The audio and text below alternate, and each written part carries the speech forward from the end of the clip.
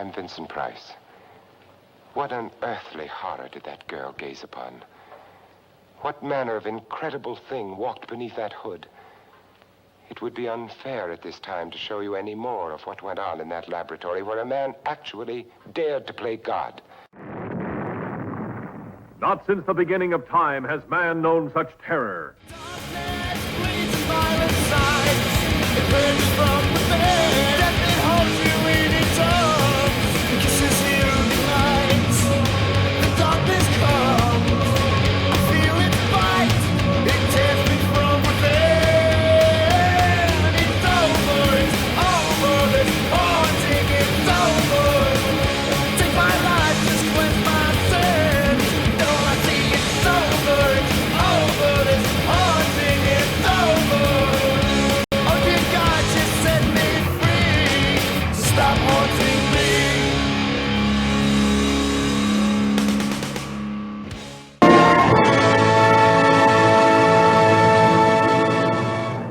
What's going on, y'all? On this episode of On the Set for October Horrorfest, I'm taking a look at The Haunting from 1963. So let's get into it.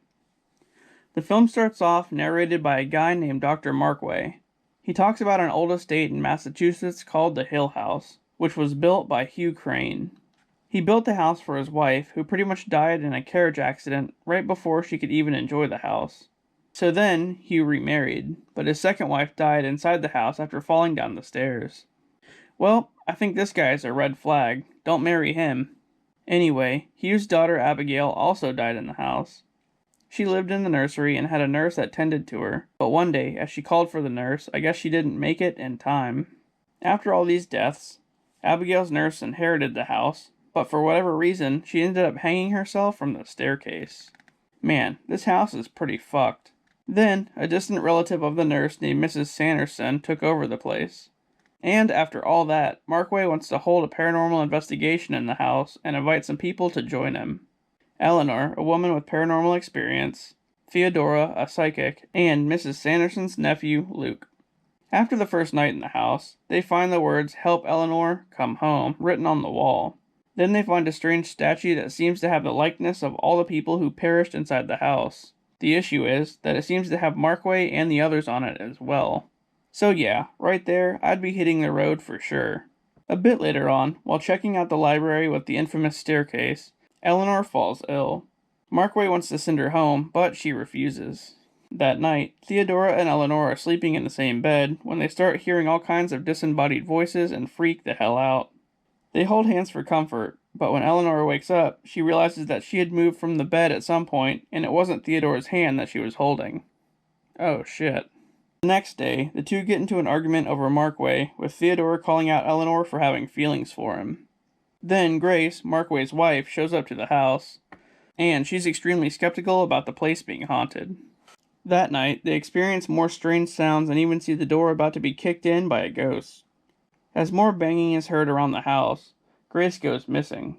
At this point, Eleanor starts to act really strange. She climbs the staircase and almost falls to her death, but she's saved by Markway. As they go back down the stairs, Eleanor sees Grace's face hiding behind some kind of trapdoor. Finally, Markway insists that Eleanor leaves.